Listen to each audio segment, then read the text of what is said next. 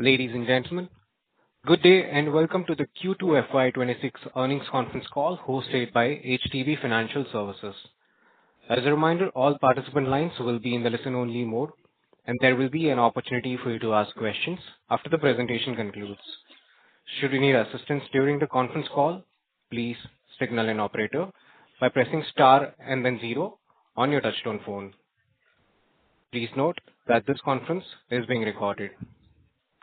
Ladies and gentlemen, also note this conference call is only for analysts and not for media. I now hand the conference over to Mr. Vishal Patel from HDB Financial Services. Thank you, and over to you, Mr. Vishal. Thank you, Sagar. I welcome you all to the Q2 earnings call of HDB Financial Services Limited. We have with us Mr. G. Ramesh, MD and CEO, along with Mr. Jaikumar Shah, CFO, and the senior management team of the company. I believe all of you would have had a chance to peruse our financial results, investor presentation, and press release, which has been filed with the stock exchanges earlier today. We will start with the management remarks and then open up the call for Q&A. Audio recording of this call will be available on our website shortly after the call ends. I will now request Mr. G. Ramesh for his opening remarks, followed by Mr. Jaikumar Shah, who will provide a brief on the financial results. We will open up thereafter for Q&A. Thank you, Vishal, and a very good evening to all of you who have joined us today. Greetings of the season. Briefly on the macros, India seems to be in a very unique situation in terms of domestic economic activity, which is showing resilience in spite of geopolitical uncertainties, as indicated by GDP estimates and high-frequency indicators. The latest monetary policy review commentary on growth and inflation estimates bodes well for the economy. The robust monsoon season is expected to perk up rural consumption, easing inflation, and the impetus provided by GST rationalization bodes well for the broader economy and financiers as we step into the festive season. The regulator's comments as a part of the latest monetary policy commentary on the draft circular for forms of business is meaningful and augurs well for us while we wait for the final guidelines. Coming to the quarterly business updates, as you would all recollect, we have our businesses which are bucketed into three distinct business lines. The first business is what we call enterprise lending. This business has both secured and unsecured loans. So the secured lending products, which is primarily consisting of loan against property and enterprise business loans, grew moderately in Q2.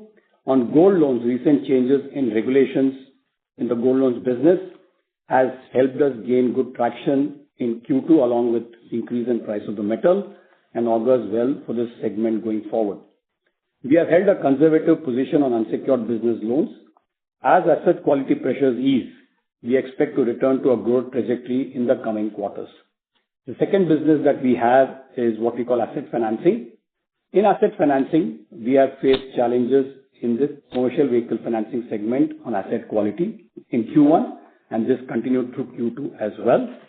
Monsoon accentuated matters as high precipitation in specific geographies of the country, that is north and east, impeded vehicle deployment with consequent impact on customer cash flows. Based on our business insights, we believe that vehicle idling, which is a phenomenon that we normally notice in Q2 because of monsoon, this year was much higher than the prior years.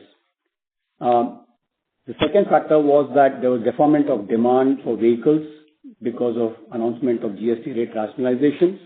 However, with the extended monsoon season and a seasonally slow quarter behind us, we anticipate a positive momentum in book growth with the onset of the festive season and supported by key policy changes made by the government through GST rate cuts, which have essentially reduced the cost of ownership of commercial vehicles. On consumer finance, which is the third business line that we talk about, in this segment, again, growth was moderate in Q2 due to demand deferment on expected GST reductions, which have actually now come through, specifically in some product categories like two-wheelers and consumer durables and auto. This should help us pick up there should be a pickup in demand in auto, two-wheelers, and consumer durables on the back of, one, festive season, two, easing inflation, three, better kharif crop sowing and so growing farm incomes, and that should be a positive for this segment going forward. We have already started seeing good movement in retail offtake in the first few days of October, which should reflect in the months ahead. Thank you all for joining in and wishing everyone a very happy Diwali and a wonderful festive season. I'll now hand over to our CFO, Mr. Jaikumar Shah, for an update on the financials. Thank you, Ramesh. A very warm welcome to all. Moving on to the financial performance for the quarter. Customer franchise grew to 21 million with an increase of 4.2% sequentially and 19.6% year-on-year. The gross loan book as at September 30, 2025 stood at 1,11,409 crores, growing 1.9% sequentially and 13% Y-on-Y. Secured loans comprise 73% of the total loan book. Disbursements for the quarter ended September 30, 2025 was 15,599 crores, up by 2.8% sequentially. Branch count stood at 1749, spread across 1157 cities and towns. Net interest income for the quarter was 2,192 crores, an increase of 4.8% quarter-on-quarter and 19.6% year-on-year. NIMS, net interest margin, for Q2 FY26 improved to 7.9% versus 7.7% in Q1 FY26 and 7.5% in Q2 FY25. Cost to income ratio for our lending business declined to 40.7% in Q2 FY26 as compared to 42.7% in Q1 FY26 and 42.7% in Q2 FY25. The ratio for the half year was 41.6% as compared to 43% compared last year, i.e. H1 FY25. Cost to assets reduced from 3.8% to 3.7% Q-on-Q. Pre-provisioning operating profit for the quarter was 1,502 crores as against 1,388 crores for the prior quarter. Credit cost for the quarter was 748 crores as against 670 crores for the prior quarter. Profit after tax for the quarter ended September 30, 2025 was 581 crores as against rupees 568 crores for the prior quarter. Gross stage 3 as at September 30, 2025 stood at 2.81% as against 2.56% as at June 30, 2025. Provision coverage ratio on stage 3 stood at 54.73 as at September 30, 2025. ROA annualized for the quarter ended September 30, 2025 stood at 1.93%, which includes opening assets of approximately 9,000 crores of OFS money as at September 30, 2025. Adjusted for this, the ROA would be 2.02%. ROA annualized for the quarter, ROA annualized for H1 FY26 stood at 2.1%. ROE annualized for quarter ended September 30, 2025 stood at 12.23%. Earnings per share for the quarter was 7 rupees and book value per share stood at 233 rupees 0.10. Our borrowing mix remains well diversified with a positive cumulative mismatch across all buckets up to 5 years. We remain well capitalized with total CRAR, i.e. capital adequacy, of 21.82% as at September 30, 2025. So this was a summary from our end. Sagar, we can now open the floor for Q&A. Thank you very much. We will now begin with the question and answer session. Anyone who wishes to ask a question may press star and then one on their touchtone phone. If you wish to remove yourself from the question queue, you may press star and then 2. Participants are requested to use handsets while asking a question. Ladies and gentlemen, also in order to ensure that the management is able to address questions from all the participants in the conference, please limit your questions to 2 each per participant, and you may rejoin the queue for follow-up questions. Ladies and gentlemen, we will wait for a moment while the question queue assembles. Again, to register for a question, please press star and 1.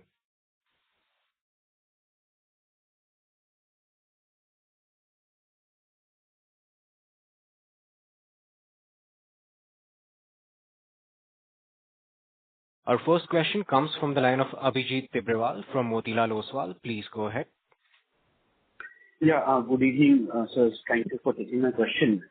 So a couple of things. In your opening commentary, you spoke about some stress that we saw in CV in 1Q and that continued in 2Q as well. You also spoke about some vehicle idling, which in 2Q was much higher than prior years. Likewise, in the last quarter, you had shared something around MSME that we have seen. If you could just touch upon that. In addition to that, are there any other newer retail stress segments which have emerged during the quarter? That is my first question. The second question was, now that you have practically seen through almost the festive season, maybe another 5 days to go, what is the view that you are emerging? I remember kind of ended your opening remarks by saying that in the first few days of October, we are seeing good retail uptick.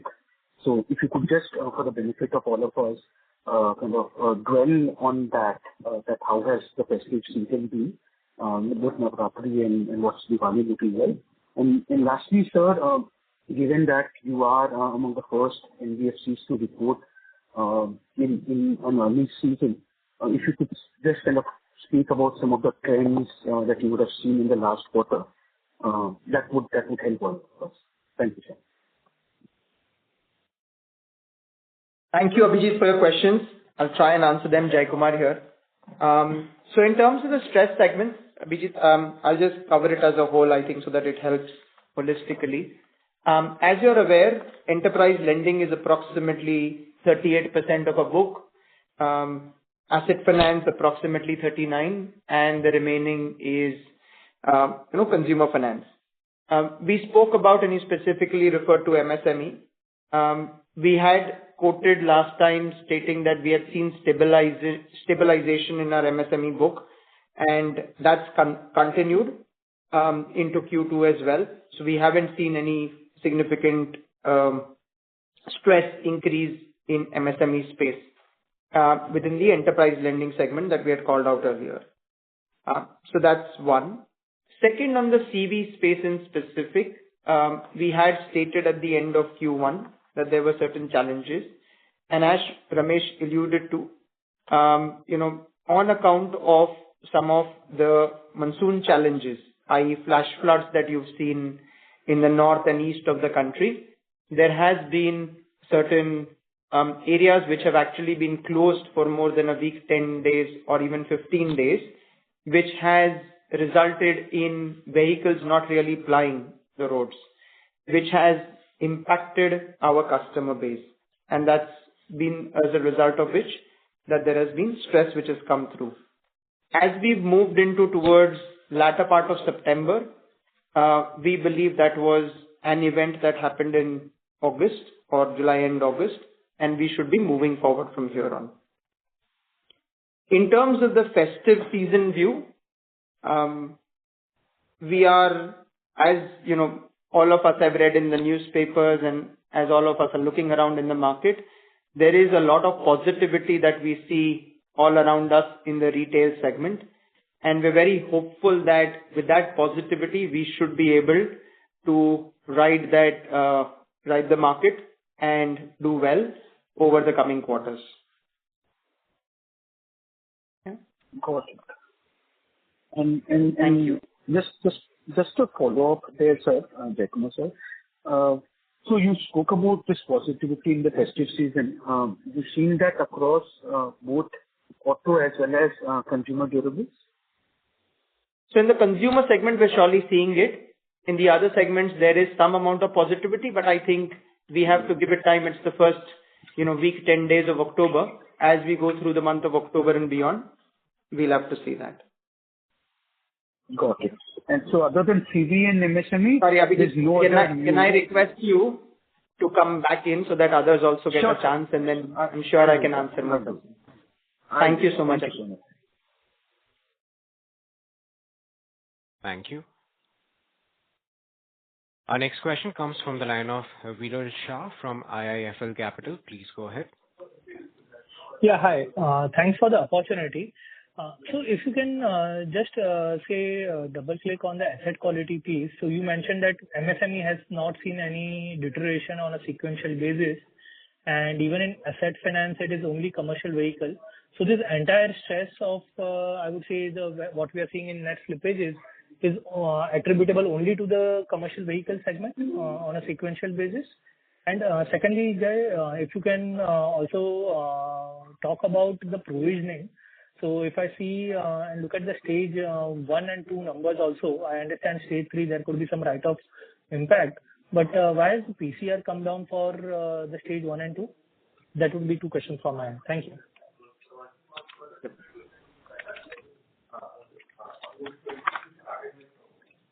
Okay. So I'll cover the first one first, which is on terms of slippages, etc. It is materially coming from the CV segment. There has been a little bit of construction equipment that gets affected. Naturally, it's in a similar domain, but that's rather small. But largely, it's come through the CV segment. So when you look at 2.56 to 2.8, that's what contributes to it in terms of slippages. As far as the provisioning is concerned, you would think about it. Last time also we had spoken, ours is largely a formula-based piece. We have a very diverse, portfolio ranging from LAP through to consumers, and the book mix in terms of what sits in what book drives it a lot more. Plus, the PD LGD of each book is very different. If you look at our stage 3 provisions again, as the secured book has gone into it, there is a slight bit of difference, but that's more because each product has a different PD LGD. On stage 2, our provisions are largely similar, and on stage 1, as some of the book mix has moved, there is a slight bit of reduction. But on overall basis, fundamentally, there is no change in approach that we have towards provisioning. Got it. And just on your piece and commentary with regard to the CV segment, you mentioned that is the major contributor. Within that, is it, say, the new or the used piece? And has it anything to do with, say, the correction in the CV prices, especially on the used piece?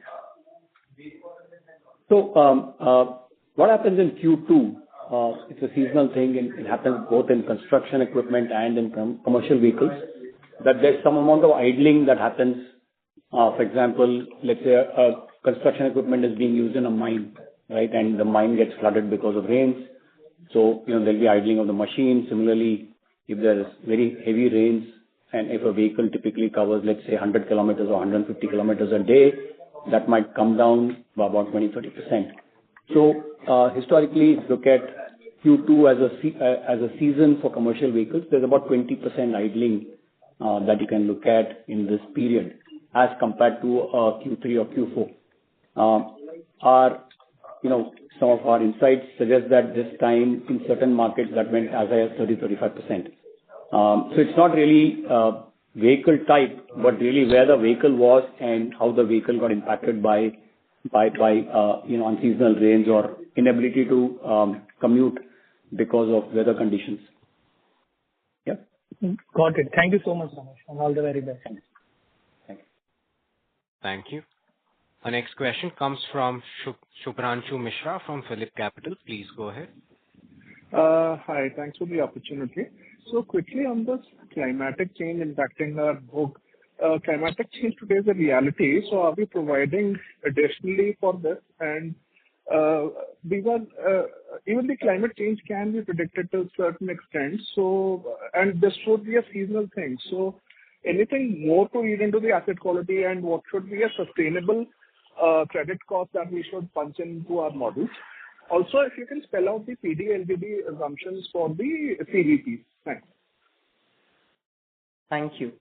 So, Shubhranshu, I'll cover the second part first. So in terms of PD/LGDs, how we look at, we have, depending on the individual product, between a 5 to 8 year bucket in terms of the data that is available.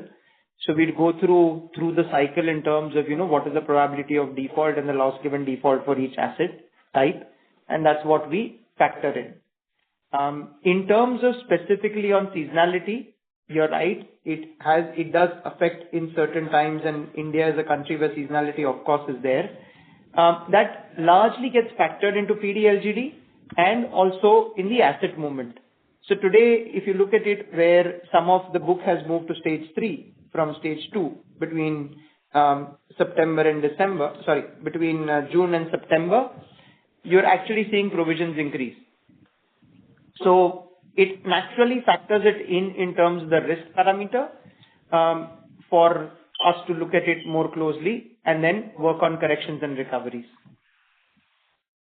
What would be the blended PD/LGD, if you could please call that out for the CV book? We don't put it out because I think it's a complex model, but what I would suggest is you speak to our IR team, you speak to Vishal after the call, and we'll see how to best factor that in. Right. Can I just squeeze in one last question? Sorry to interrupt. So, Branshu sir, may we request to return to the queue for any follow-up questions, please? Thank you. Our next question comes from the line of Shweta from Elara. Please go ahead. Thank you, sir, for the opportunity. So I have two questions. The first on credit cost. So barring the pandemic periods, today the credit costs have actually reached historical highs. So at 2.7%, knocking off the seasonal challenges pertaining to the first half of the year, what is the normalized credit cost going forward, say, for next 2 years? That's the first question.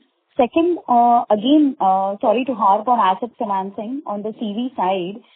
So while you mentioned about certain distinct challenges of vehicle idling, also certain markets or regional challenges, will these challenges be able to will these challenges negatively positive coming from GST rate rationalization, and therefore do we expect CV vehicle financing growth to remain subdued even for the remainder part of the year?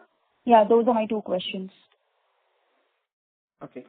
So in terms of credit cost, let me take on that one. Shweta, what we look at is, I wouldn't say we don't provide a immediate term forecast, but in the 3 to 5 year period, we look to operate within a 2.2% plus minus in terms of overall credit cost, and that is where we believe the ideal range for our book is. Today we are at 2.7%, which is on the elevated side, and we expect that to start coming down from the coming quarters. That's the first one. In terms of GST rate rationalization, I think we've got to watch that space closely. It is a very recent phenomena where things have just about panned out in the last 2 weeks, if I can put it that way. People are still getting to terms in terms of, how should some of the used segment play and some of the new segment play. We believe with the country growing, there is enough opportunity. And as we go through this coming quarter, I think it'll be worth watching that space and then commenting on it. So one more point, Shweta, that you asked about, the credit cost. So if you look at pre-pandemic, our product mix was very, very different compared to what it is today. For example, our consumer book was just about 10% 6-7 years ago. So really you can't compare credit costs, let's say 5 years ago with the credit cost today, because our product mix has changed substantially. Many of the products that were very small in our book 5 years ago are today large contributors to our balance sheet. So when we look at really cost, it has to be a sort of a blended cost based on the product mix. And I said, Jay has given you a credit cost that we are comfortable with, given our current product mix. Right, sir. Yeah. So just a follow-up question there on commercial vehicles. So what is our... Shweta ma'am, may we request to return to the queue for any follow-up questions, please? Thank you so much, ma'am. Okay. Our next question comes from the line of Avinash Singh from Emkay Global Financial Services Limited. Please go ahead. Yeah, hi. Good evening. Two questions. The first one is that can you please help, your mix of new and old, in your CV? And the second question is, with all these kind of, some bit of challenges that were there and, some bit of a demand revival across businesses and as well as consumption, this 13% kind of a growth, of course, I would think lower than normal. What kind of a growth you expect, to pan out in H2 and probably in FY 27? Thanks. Thanks, Avinash. So Avinash, let me answer both your questions. The first one was new and used. So if you look at our slides, this is something which, a lot of you had asked for. So if you look at our slides on slide 18, we've actually put it out. So CV new is 16% and CV used is 9% of our book today. Yeah. In terms of your other question was? On growth outlook, because Growth. 13%. Yeah. So from a growth outlook point of view, the way I think one of your colleagues asked the question earlier, the way we would look at it is Q3 again, as I mentioned, we see a lot of upbeat in terms of the entire expectation from the market, expectation from the customer, and expectation on the street. Now, that needs to translate. The first week, 10 days, as Ramesh mentioned, have been positive on the consumer side. We are very hopeful that that translates into a much better growth momentum for the entire retail industry, and that should augur well for our growth for the quarter and beyond. In terms of the medium term, if I were to look at a 3 to 5 year trajectory in terms of how we build our projections and we build our growth forecast, we look at a 18 to 20% CAGR book growth over a period of time. And of course, as GDP moves forward and grows well, we would adjust, and we have the absolute engine and the capability to do a lot more. So again, GDP numbers came in positive over Q1, and assuming that continues over Q3 and Q4, you should see good momentum pick up for us as well. Okay, thank you. Thank you.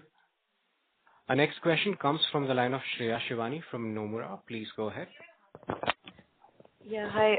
Thank you for the opportunity. I have a question on the LAP book. I can see your ticket sizes are on the higher side in this book. However, if you can help us understand, do we have under 10 lakh ticket size over here?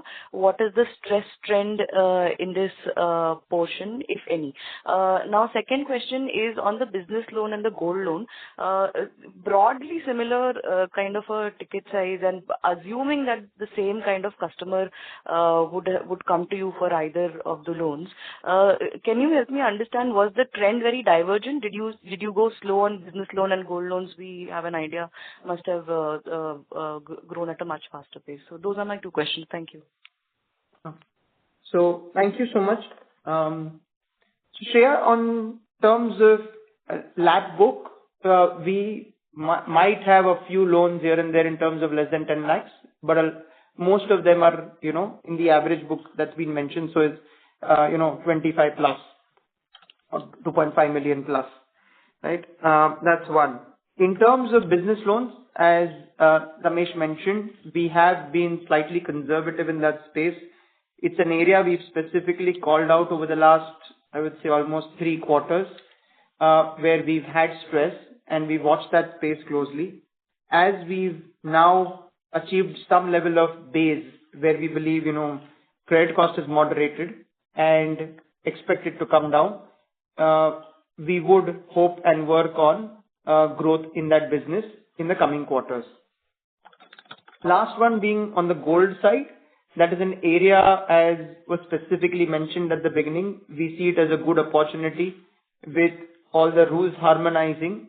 Our book has almost grown by 10% Q on Q and 40% year on year in the gold space. Got it. And just on the LAP portion, any stress trends for your portfolio? I understand you don't have under 10 lakh, but anything that you would like to highlight over there? Nothing. So just as a at a level, the way LAP is underwritten is that this is a customer who's got a property that he or she owns, and that's the collateral for a business loan that the customer takes, which means that the business has to have sound financials to generate enough cash for a monthly EMI. Now, if you're looking at a loan of, let's say, 5 million, you're looking at a EMI of upwards of 50,000 rupees a month. And what you expect the customer to generate adequate cash flows to be able to service that kind of EMI. So I think the advantage of a collateral is that the company is able to give a slightly longer term loan, so which reduces the monthly outflow, right? But also because you're writing a longer tenure, you have to make sure that the business that the customer has is of a quality that can sustain for the next few years, while the loan is being serviced.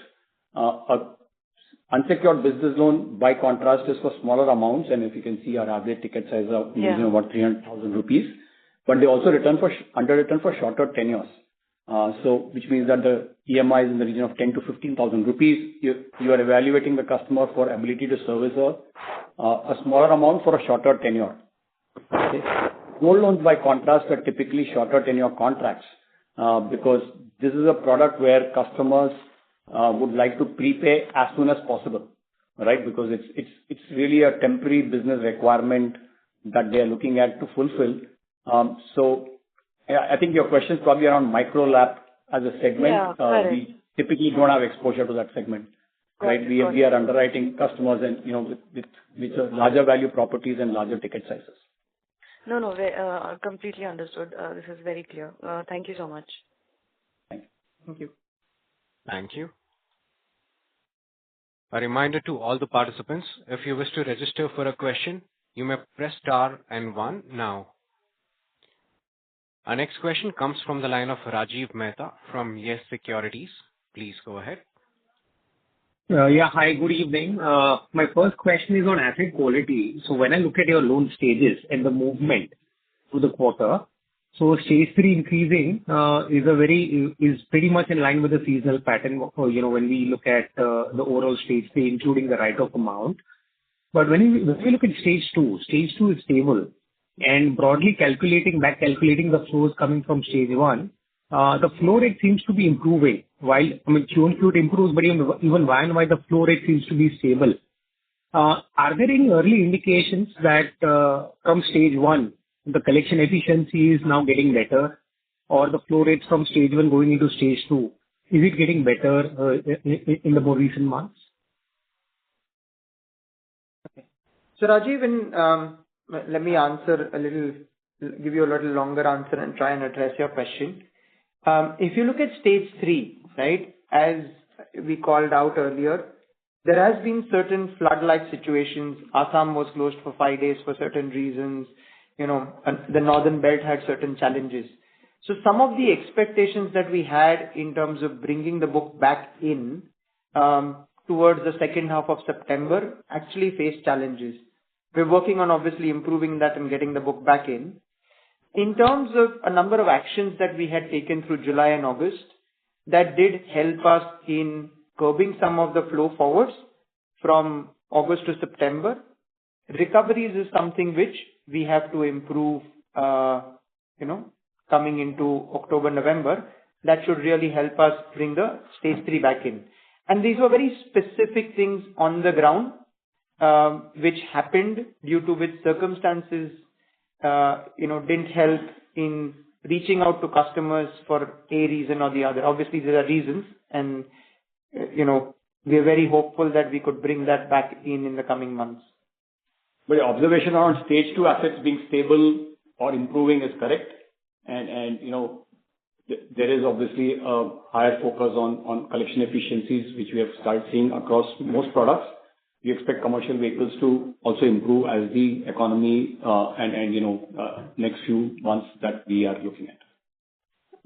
Okay. And sir, internally, what will make us push growth? I know macro, GST, some demand will improve, but internally, what are the indicators and what thresholds will make us push growth on the ground? And a related question is on competition. Do you see the competitive space getting slightly more cleared now? Some irrationality in competition, going out in certain products? So from a growth point of view, Rajiv, I think that's something we're equally focused on. Let's see how, the Diwali festive moves forward for across all segments of ours, be it business loans, be it, the LAP side, as Ramesh mentioned, it's businesses that we're funding. And as confidence starts to come back, we should see a better offtake there, right? Similarly, on the CV side, as you've seen, we're doing more of used. As prices also move around, that is still a portfolio which we believe, there should be good growth coming in. Similarly, on the consumer side, as we mentioned, the first 10 days have seen some good traction on the field. And we're very hopeful as we move from now through to 23rd, 24th of October and to the end of the month, that traction actually pushes us into a zone where, not just October, but the entire quarter looks a lot more positive. So we're very well geared up within the company and within the team to push for a reasonable amount of growth.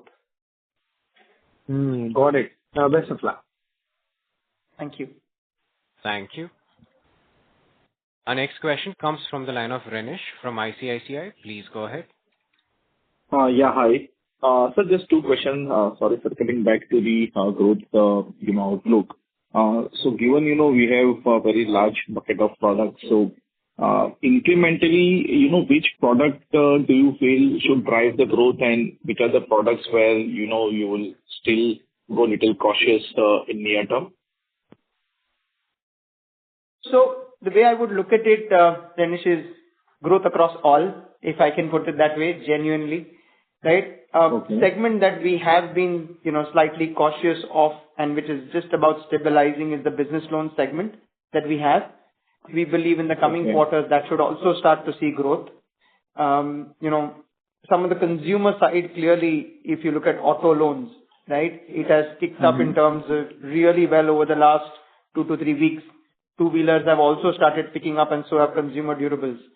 So over the course of Q3 and Q4, we believe there should be, given the economy as well as the customer sentiment, there should be enough amount of, power behind each one of these products for us to grow.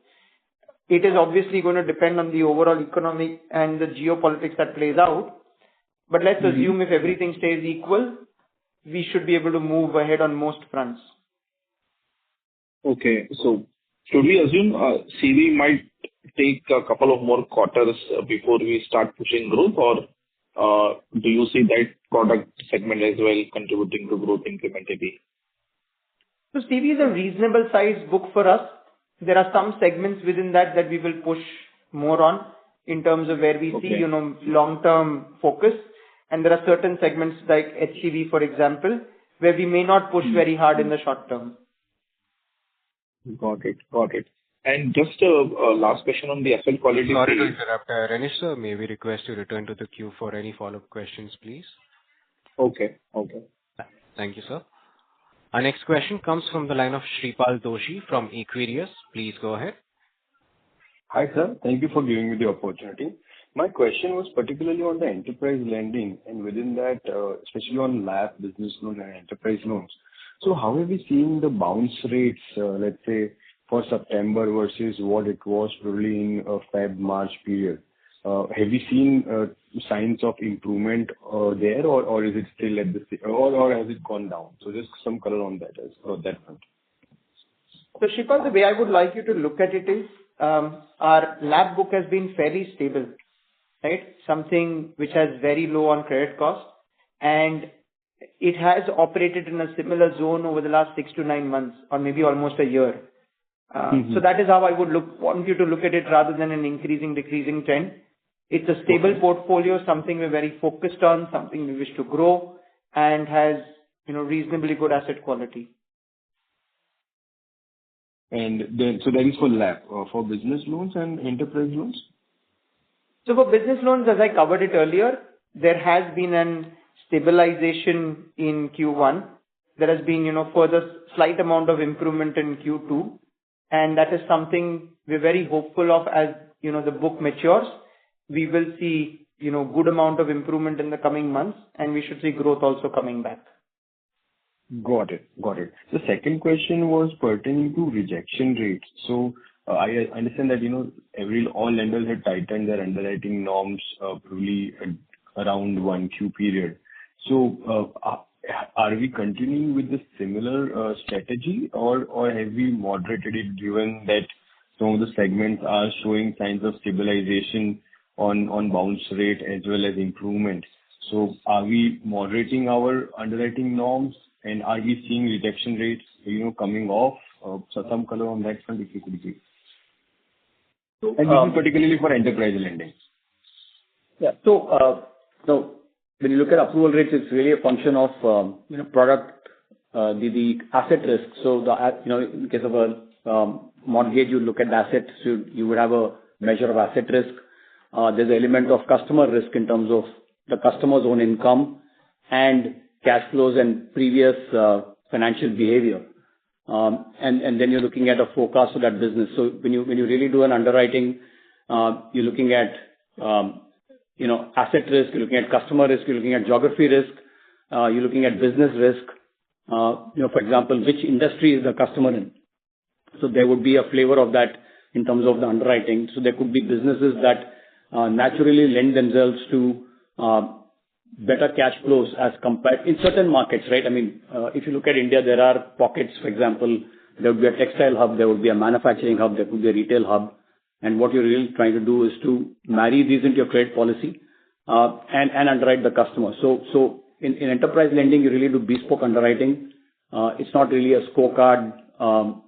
Scorecard might be an initial filter, but you end up doing a bespoke underwriting because the ticket sizes are large, which means that a credit officer does a detailed evaluation. So we would fine-tune these credit policies really to a micro market or to a customer segment or to a particular category of customers based on our own internal experience of how things are progressing, how things moving. For example, what could be the impact of tariffs on certain industries?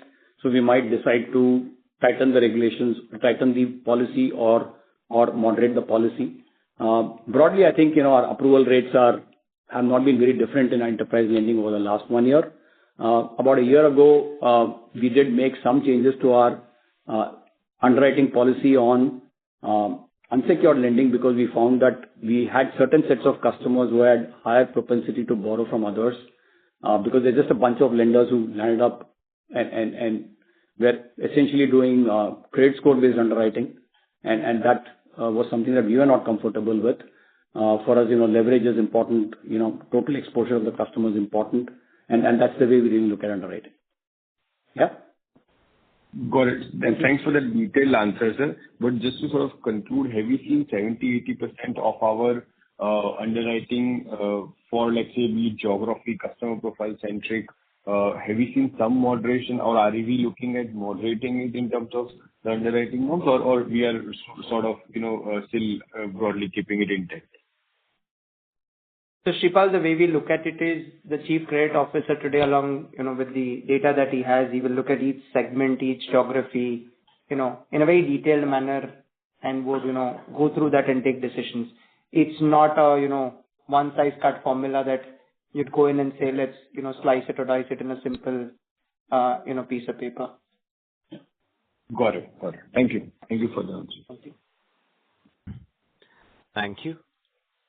Our next follow-up question comes from Abhijit Tibrewal from Motilal Oswal. Please go ahead. Yeah, thank you for allowing me to follow up. So just two follow-up questions that I had. First thing, how should we think about margins now? Just as the last call you had shared that 95% of our bank borrowings are EBLR linked. Will obviously reprice in line with your external or market benchmarks. Assuming they have already repriced, right? How should we look at the cost of borrowing trajectory and the margin trajectory? Obviously, I mean, assuming status quo, while there are room for a few more rate cuts in the December and the February policy, but assuming status quo, how should your cost of borrowings and margins trend? And lastly, on the CV side, we've discussed a lot in this call already, but I just wanted to pick your brains on one thing. When I look at CVs, there are predominantly two things which are driving CVs to the year, right? So your consumption and and the other thing is your construction and infrastructure activities. So while consumption might pick up, given all the actions that the government has taken, what is it that you're seeing on the construction and the infrastructure activities? That's all from me. Thank you.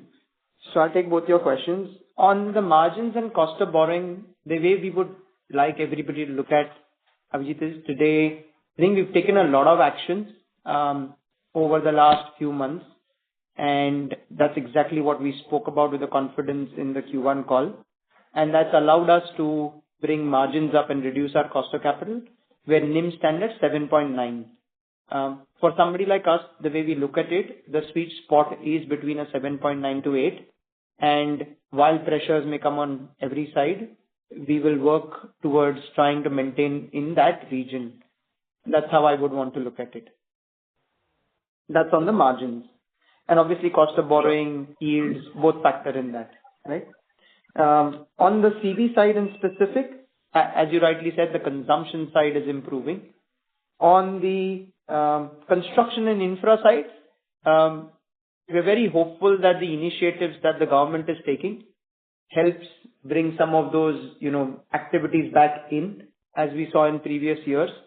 And as that comes through, we should be able to see that segment also growing from here on. Okay. Very useful. Thank you for taking my questions, and I wish you and the team well.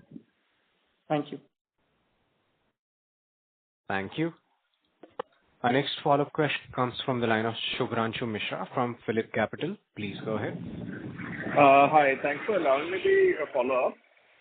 Given the fact that our asset mix has changed considerably over the last 3 years, how do we look at the asset mix in the next 3 to 5 years? That's the first. Second one is, how do we also forecast the credit cost of each specific asset class when it's growing? Thanks. Okay. So on the asset mix, Shubhranshu, the way we look at it is the consumer business should grow faster, while the other two verticals will also continue to grow. So what you see as 23% today should inch up a few percent over the next couple of years, right? And the reason I say couple of percent, because the other businesses obviously would grow fast as well. Pace would differ in each one of them. So there is no set target that we have today. The most important focus for us as a company is to grow our entire diversified portfolio that we have, keep focused on every product that we believe is a long-term focus for us, and continue to grow in each of our products and each of our markets. So that's a very important one that we should do, and we will do. Second piece around credit cost. At this point in time, the way we look at it is because it's a very diversified portfolio, and we spoke about some of the products where, for example, LAP comes at a very minimal credit cost. There are other products which come at a slightly higher credit cost, like consumer durables, etc. The way we look at it is we need to balance it out as a portfolio, as a whole, for the company, and really focus on how are we going to manage a balanced return that we wish to give, and work from there. So that's been our key focus, and that's how we would even want the investor community to look at us, that the diversified portfolio helps us grow in a balanced fashion across cycles and also balance out the credit cost. While it's been a little high in the last quarter or two, we're very hopeful of bringing it to a moderate level in the coming quarters. Well, thanks. Any new products we are planning to launch in the next 3 to 4 quarters to make our book more diversified? So Shubhranshu, I've been told as a listed company, as soon as I think of something and we get it approved, I have to publish it on the exchange. So you'll see it as soon as we are doing something. Thank you so much. Thank you. Thank you. Our next question comes from the line of Prithviraj Patil from Investec. Please go ahead. Yeah, thanks for the opportunity. Just one clarification that I wanted. In the product mix, we've mentioned something on the lines of relationship PL. So I just wanted clarification on what product that is. And the second is on adoption of technology. So if we look at some of the other peers in the sector, they've adopted technology for underwriting or for sourcing. So I just wanted to know what HDB is doing on that front. Sure. So relationship PL for us is an absolute, product that we've made only for our customers. It is what, most people would call as cross-sell. So this is a product that is available exclusively to HDB customers. It comes as a cross-sell to the product base that we would have in the consumer book, as well as some of the other books that we have. So that customer is performing over the first, 6, 9, 12 months, depending on the customer profile, depending on the product they've come to us first with. We give them an opportunity to take the second loan, and we work from there. It's a book we've been able to grow over the last 4 to 5 years really well with our customer base, and we're very happy with how we're functioning there, and will continue to grow well in that space. That's one. On the technology front, there's a slide that we've put up on HDB on the go. And Prithviraj, I'm sure, all of us today live in the financial services world, which is almost a technology company more than anything else. Technology is so akin to our, blood system that if we don't have good technology, I don't think we'd be able to progress very well. So in terms of slide number, I think it is 38 and 39, we talk about it. You can have a look, and I think you can give, our IR team a call, and we can take you through in detail. But fundamentally, I think we've made sure whether it is, a loan within 2 minutes, whether it is making sure a customer is able to finish their journey online. We're trying to make sure that every single one of those basics that a customer expects from a company like us, we have that in our works, and we're able to execute it for the customer. The most important thing is that, we are the right choice for our customer, and we're able to progress from here in a manner that the customer chooses us because of, the technology and the service and the right fit for him or herself. Sure. Yeah. Thank you. Thank you. Thank you. Our next question comes from the line of Gautam Jain from GCJ Financial. Please go ahead. Good evening, sir. First, in last quarter, you said your NIM will expand, and that perfectly expanded in Q2. Now, can we say that, the higher credit cost, which started from Q3 of last year, has peaked, and we will come back to the normal credit cost itself from Q3, number one? And second, on the growth side, again, growth will pick up from Q3. Can we assume that, number one? And second is, your cost to income ratio has come to 40%. Historically, we had even lower than that. So what is our ideal cost to income ratio we want to achieve? And the third question would be, would you blame higher competition, in the market, and because of that, the credit growth has been lower than some of the peers? Thank you. Thanks a lot, Gautam. So in terms of growth, as I covered it earlier, very hopeful that, we are able to grow well in the coming quarters. And there is a lot of underlying, market, sentiment, which does show that Q3 should be a lot better than Q2 and Q1.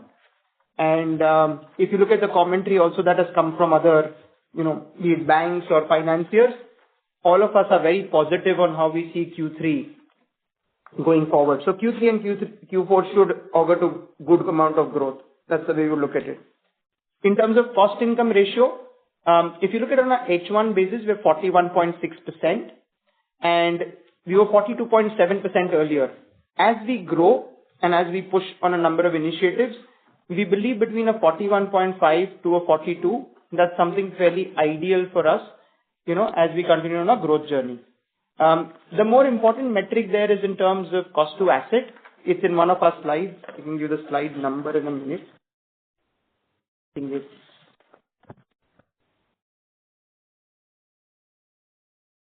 this slide. Okay, I'll give you a slide number in a second. So that's something we're very focused on. It's 3.7 today. It was 3.8 earlier. And our whole focus is on slide number 26, where we clearly reflected 3.7. And that's something, if we are able to manage between a 3.6 and a 3.7 as we continue to invest and grow, I think it should augur well in terms of us reaching our ROA targets. And on credit cost? On credit cost, as I mentioned, the medium to long term, we should be able to operate within a 2.2%. And it will start reflecting from Q3 onwards, right? Gautam, I'm sure it will start to improve. If it starts reflecting from Q3 onwards, I'm sure I'll be as happy as you are. I have one more question. Can I ask? Sure, go ahead. This time your BPO profit also went up sharply Q-on-Q and YOY. So can you comment on that business? So we had earlier mentioned the way to look at BPO, and sometimes there is obviously, billing which will be plus minus a month or, accruals which get deferred. If you look at a PAT of 15 crores per quarter, it more or less flatlines towards that. A PAT of 60 crores per annum is where it, largely moves around plus minus a few. So there's been a little bit of, billing which would have moved from one quarter to another, but nothing more than that. Okay. Thank you so much. So margins are fairly stable there. There's nothing which changes fundamentally. Okay. Thank you. Thank you. Our next question comes from the line of Rajiv Mehta from Yes Securities. Please go ahead. Okay. Hi. Thank you. And thank you for taking my follow-up. This relationship PL, which is 8% of your portfolio, and you said that it's offered to existing customers. So what is the existing product overlap? Can you name the product with which it overlaps with? And what is this portfolio growth has been on Q-on-Q and Y-on-Y basis, this relationship PL? So relationship PL is a product that is offered to only existing customers of the company. So it's a business where we offer loans to our existing individual borrowers. And the customer could have originated to us through any of the other businesses, including consumer. If you look at our company, we have today 21 million customers, but a large proportion of them would be through our consumer finance business, right? And so as the customer matures with us and the loan tenure is towards closure, we look at multiple ways of engaging with the customer, either through follow-up products or, the advantage of relationship PL is because it's unsecured loan, it can be used for multiple use cases by the customer, right? So the customer will have a pre-approved limit either for purchasing a consumer durable. If you take a consumer finance case, he could have a pre-approved limit for buying a consumer durable, he could have a pre-approved limit for buying a two-wheeler, or he could have a pre-approved limit for a unsecured personal loan, right? So these will be different limits based on, what product the customer is looking to buy because, the tenures are different, the transaction sizes are different. And we engage with the customers on a continuous basis, either through our in-app notifications or through our outreach programs to the customers. And that's how we engage and build this book. Any color in terms of growth that you want to give? So it's a focused business for us, Rajiv, and something we will continue to grow over a period of time. If you look at the same product 4 years ago, I think we would have almost grown a CAGR of 40% plus over a period of time.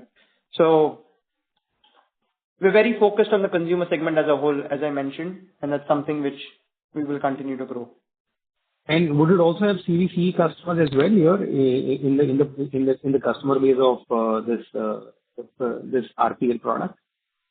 Yes, there would be customers. There would be, but if you'd like to think about it in terms of the customer base, right? It would obviously be a slightly smaller customer base. So if you have 1 million customers in consumer durables, you might have, 10, 20,000 customers in CVCE. So the number of people to whom you could cross-sell, obviously would be there as a percentage of that customer base, but absolute number of people would be lesser. Okay. Now, second thing is on the cost levers and cost dynamics. Now that we are in a very moderate growth environment and we are also, constantly checking on growth, right? What are the cost levers or dynamics available to us to manage the pre-provision operating profitability? Are there anything more that we can do on the cost efficiency side or productivity side, which will help us, control the people? So at this point in time, Rajiv, the way I would look at it is on the cost front, we believe we're fine. I think this quarter, as there was slightly lower growth, we've made sure we managed to moderate some of the cost as well. And we would continue to do that. So I don't see that as the, biggest worry. our key focus is to our businesses, let's invest, let's focus on the long term in terms of, how we build on this as a growth area, right? The most important focus, if you think about from a long-term point of view, is how well do you invest so that you achieve your medium-term growth targets and also achieve your ROAs as a whole. Yeah. And that's how we look at it. Sure. Thank you. Thank you so much. Thank you. Ladies and gentlemen, we are at the end of the time. I now hand the conference over to Mr. Jaykumar Shah for closing comments. Thank you very much, Sagar. So from everyone here at HDB, wishing you all a very, very happy Diwali, a prosperous New Year, and a year full of good health and happiness. All the very best, and may your families do well as well. Thank you so much. Thank you. On behalf of HDB Financial Services, that concludes this conference. Thank you for joining us, and you may now disconnect your lines.